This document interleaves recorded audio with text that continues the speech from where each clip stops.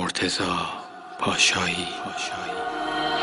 یکی هست تو قلبم که هر شب واسه اون می نویسم، اون خوابه نمیخوام بدونه، واسه اونه که قلب من این همه بیتابه.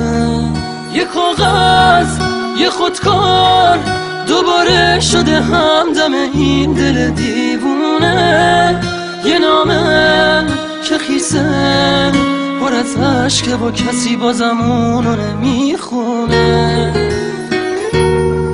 یه روز همینجا توی اتاقم یه دفعه گفت داره میره، چیزی نگفتم آخه نخواستم دلشو قصه بگیره. گریه میکردم درو که میبست، میدونستم که میمیرم. اون عزیزم بود نمیتونستم جلوی راشو بگیرم. میترسم یه روزی برسه که اونو نبینم، بمیرم تنها. خدایا کمک کن، نمیخوام بدونه دارم جون میکنم اینجا. سکوت اتاقا داره میشکنه تیک تاک ساعت رو دیوار، دوباره نمیخواد بشه باور من که دیگه نمیاد انگار.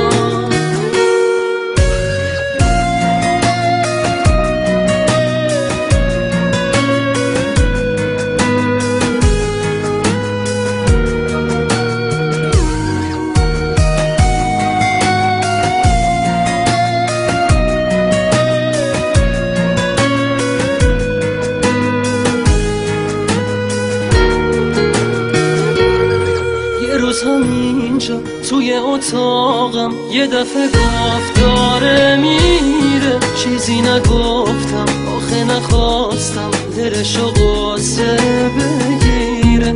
گریه میکردم درو که میبست، میدونستم که میمیرم. اون عزیزم بود نمیتونستم جلوی راشو بگیرم.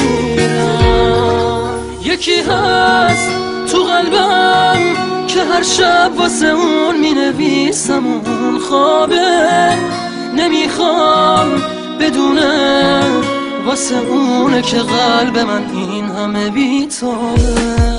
یه کاغذ یه خودکار دوباره شده همدم این دل دیوونه، یه نامه که خیسه پر از عشقه و کسی بازم اونو نمیخونه.